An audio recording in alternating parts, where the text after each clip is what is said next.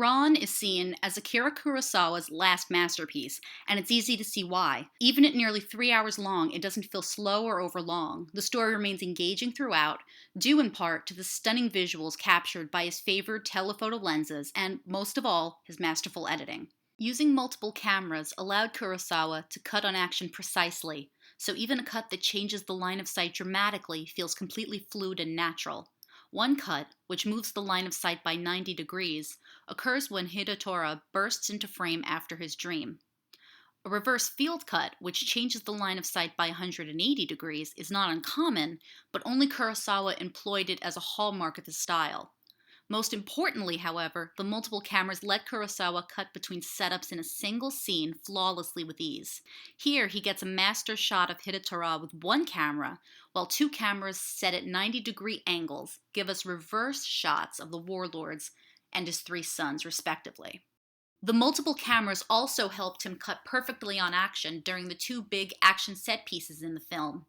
These battle scenes, described by Vincent Canby as both functions of the fable being told and hallucinatory representations of the emotional chaos in which Hidetora finds himself, have a completely different feeling from Kurosawa's earlier famous battle sequences. Since he used the same shooting method for Ran as he did for epics like Seven Samurai Yojimbo, the difference is obviously the result of changes in editing style. Kurosawa had the most to say about modern humanity on a grand scale in his historical epics, because, as Kurosawa himself stated, such stories remain timeless, much more so than films set in modern times, because as time passes, films set in so-called modern times will lose their meaning and remain stuck in their time period.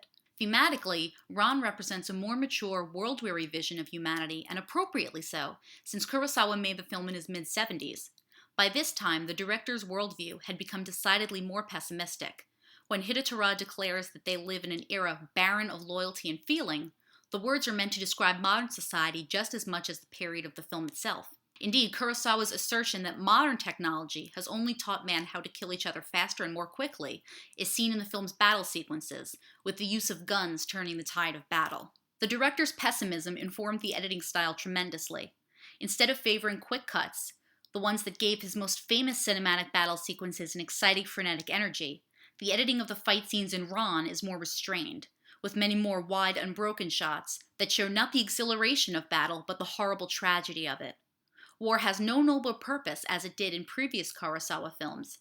Here, it only brings meaningless death. Again and again, we see faceless men shot and killed in the same repetitious way, struck down as one of many lost in a sea of inhumanity. This is a departure from the individualism that marks so many of Kurosawa's earlier celebrated epics, all of which relied on such individual spirit to give moral character and purpose to battle. Here, however, nobody is fighting to protect innocence. The fighting comes from greed, egoism, and pride. The result, in the end, is merely chaos, where the moral and immoral alike perish. The static cameras give the perspective not of a participant in the battle, but of the gods watching the scene, observing the tragedy with horror. The first big battle sequence in the film is the clearest representation of the entire film's tone. Instead of filling the scene with diegetic sound or a grand sweeping score, it opens with more understated, Mahler-esque music, and absolutely no audio from the battle itself.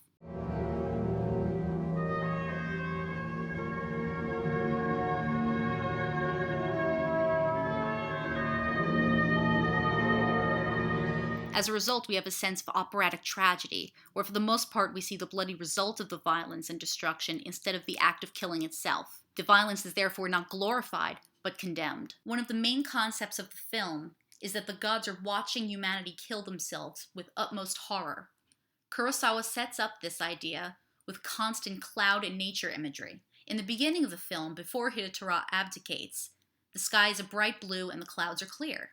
The clouds begin to change when he has his fateful vision, and once he divides up his land and banishes his youngest son, storm clouds start moving in. Over the course of the film, these clouds darken. During the assault on the third castle near the middle of the film, where Hidetora's retainers are attacked on all sides by the combined armies of his two eldest sons, fog surrounds them, and light streaks in through dark gray clouds, representing the way the gods observe the scene. The sky finally clears when Hidetora and Saburo are reunited. But when a sniper kills his son with one clean shot, and Hidetora dies of a broken heart, The film ends with the sky a deep crimson blood red.